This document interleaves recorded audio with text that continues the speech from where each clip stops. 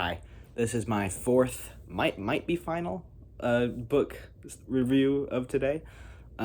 Today it's going to be a memoir of the craft on writing. Stephen King. I love Stephen King. He's one of my favorite authors. I've got my copy up here somewhere. Yeah, up there. And it's a huge book, and I haven't really finished it, but it's an amazing book.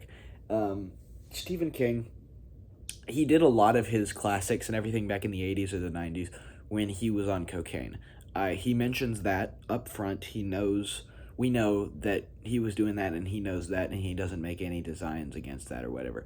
He's not disproving that. He's just saying, that is what I did. I've moved past that now. And thank God he did, because it's a dangerous habit, and I love the guy a lot, and I wish that he would keep writing books until I'm 90. Um, it's got a cool little photo at the end. His dog's on the bottom there. It's kind of like the JFK photo with JFK Jr. under the White House desk. It's great. There's not a lot. Well, it starts with praise for Stephen King and everything by Donna Tartt. I really like The Goldfinch from her. That's a good book. But anyway, this isn't really going to be an episode about the book itself, because the book is self-explanatory. It's how Stephen King writes. It's what Stephen King does when he writes. It's how he's written so many books in such a short time, and it's mostly going to be about what I took from the book. What I took from the book was, I hesitate to say this, but I was too arrogant when I started writing. I had been kind of a little bit of a prodigy when I was a little kid. I wrote a bunch of stories that now I think are horrible, but back then I loved, and my teachers loved, and my parents loved, and everything. And when I saw a movie, I would write a story about that movie that changed the ending or something like that.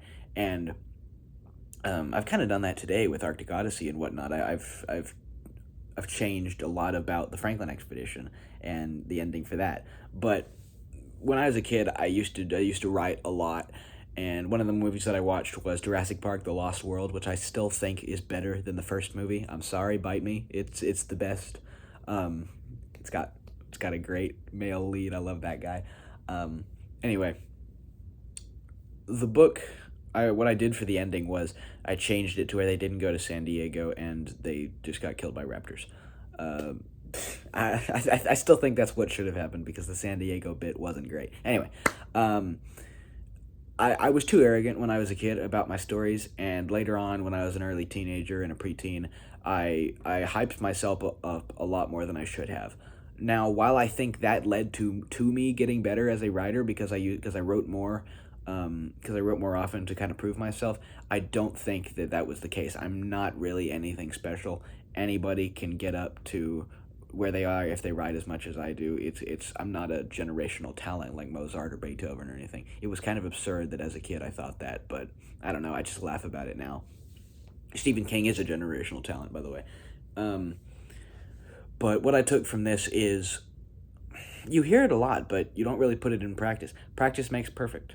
I He's written a lot of books that he hasn't published. He's thrown away drafts before. Meanwhile, I myself could not imagine throwing away a draft of something that I've written. Like, if I put that much effort into it, I need to publish. I need people to see that, to see my effort. But obviously, I'm doing something wrong, because if you don't have the courage to throw away something that you've worked really hard on, then you're not going to make a better version of it, or just something new that turns out to be better entirely. If you don't have the bravery to do something like that, then you're not going to get the astounding results that he has. And I just think that's a great lesson to take from writing itself. There's obviously no set of rules. Um, there's grammar rules and everything, unless you're Cormac McCarthy. But there's a style of writing that you can have. There's any style You can have any style of writing that you want, as long as your publisher likes it and your readers like it. If both of them don't like it, then you probably should change it. But as long as you have that and you have public approval, you can do basically anything you want with your books. But writing itself, there needs to be a few parameters, I think. One of them is no AI whatsoever. He talks about this a little bit. Um, not in this book, but he has talked about it before on like interviews and stuff, because this book was, let me see when this book was written. I don't know when it was written, actually.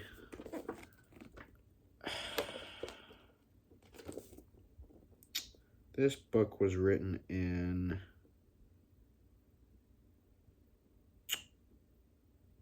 1995.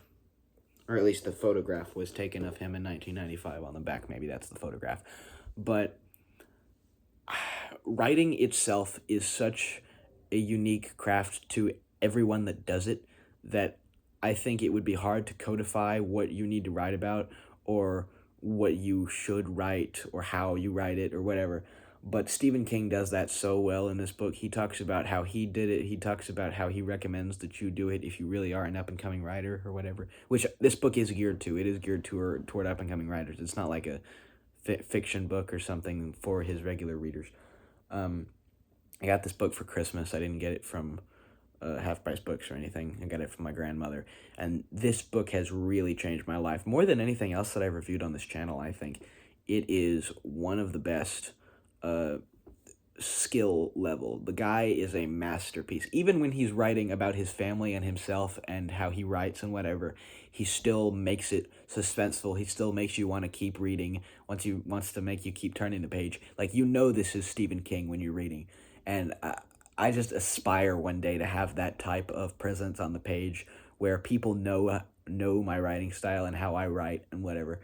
And I'm being a little bit fanboy, I guess.